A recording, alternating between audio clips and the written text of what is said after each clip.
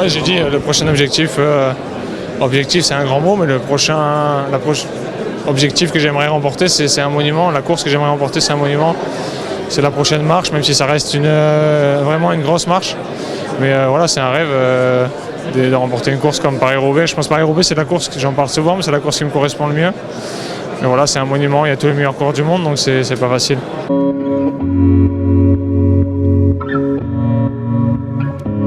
Christophe, Vélo d'Or français cette année, qu'est-ce que ça représente pour toi tout simplement? On t'a entendu sur le plateau, mais est-ce que c'est quelque chose à laquelle tu t'attendais avant de venir ici?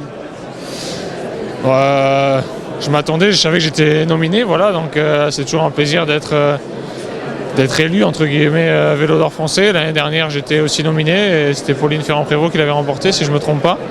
Mais voilà, c'est toujours sympa de recevoir une distinction, spécialement cette année avec la soirée, ça donne de la valeur et de l'ampleur à ce trophée et à l'événement.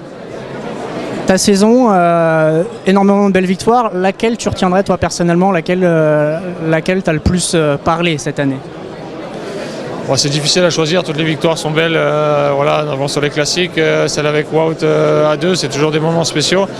Mais c'est sûr que voilà, les championnats d'Europe, c'est un peu la cerise sur le gâteau et c'est ça qui couronne ma saison de la plus belle des manières. Et l'année prochaine, il y a un autre événement avec l'équipe de France qui pourrait être assez spécial et qui pourrait faire de toi encore peut-être le vélo français. Les Jeux Olympiques à Paris, c'est quelque chose que tu as dans la tête pour l'année prochaine et pour lesquels tu comptes te préparer spécifiquement? Oui, bien sûr qu'on a dans la tête, c'est des Jeux Olympiques en France, ça arrive très peu, on va avoir la chance de le vivre en tant qu'athlète. Est-ce que j'y serai en tant que coureur? Je l'espère, c'est sûr que c'est un parcours qui peut me correspondre et c'est un rêve d'enfant de participer aux Jeux Olympiques, mais voilà, l'objectif ne sera pas seulement d'y participer, ce sera d'y performer. Et voilà, ça va être une course particulière avec seulement 4 coureurs au départ et voilà, je suis impatient et on va voir ce que ça va donner. Et mon début de saison va être important pour la sélection des Jeux Olympiques. Le Tour de France, ça peut être encore à ton programme l'année prochaine, même avec les Jeux Olympiques, c'est quelque chose que tu peux conjuguer. Cette année, peut-être la seule chose qui te manque au final, c'est de regagner sur le Tour de France. Est-ce que l'année prochaine, ça va être aussi un objectif? Oui, les objectifs sont quasiment toujours les mêmes sur les plus grosses courses du monde qui me correspondent, les classiques. Et le Tour de France, c'est la seule chose qui me manque, on va dire, cette année, une étape sur le Tour de France, c'est quelque chose d'exceptionnel de gagner sur le Tour. Mais je pense que c'est très important de participer au Tour de France pour préparer les Jeux Olympiques, donc c'est sûr que j'aimerais y être présent. En parlant de Tour de France, le vainqueur de ce Vélo d'Or, c'est Jonas Vingegaard. Toi, t'aurais voté pour lui ou pas cette année? T'es un peu biaisé forcément, mais est-ce que tu penses que c'est mérité?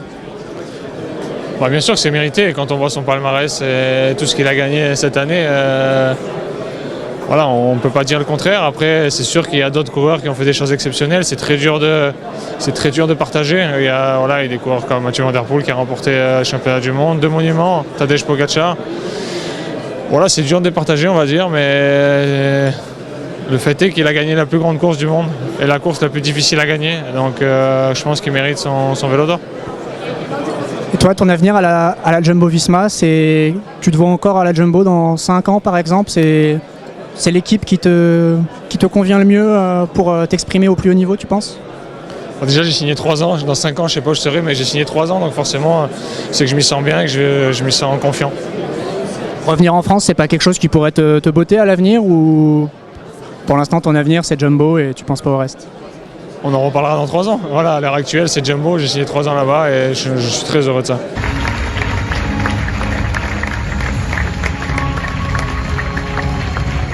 Je pense que j'ai jamais eu la pointe de vitesse vraiment pour jouer des sprints massifs. Je suis rapide, mais avec des purs sprinters, voilà, c'est pas ma qualité première. J'ai joué beaucoup les sprints massifs pour l'équipe, pour faire des résultats, et ça apporte de la visibilité à l'équipe. Ça m'a apporté de la visibilité à moi. Et voilà, mais je reste dans ma tête. J'ai toujours été un coureur assez polyvalent.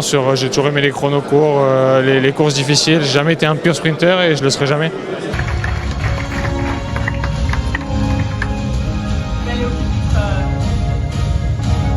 Non, c'est toujours un atout quand on prend le départ d'une course. C'est pas un sport individuel. Quand on prend le départ d'une course, c'est pour gagner avec l'équipe. Comme il a dit Richard, same winning, on veut gagner ensemble. peu importe qui va gagner, forcément, on préfère toujours gagner soi, mais je suis vraiment très heureux quand je vois un de mes coéquipiers l'emporter. Et voilà, un de mes objectifs de carrière, j'en parle personnellement, c'est de remporter un monument, mais je serais vraiment très heureux de participer à la victoire de Wout sur un Tour des Flandres ou sur un Paris-Roubaix. C'est vraiment quelque chose qui me ferait autant plaisir que de le remporter moi-même.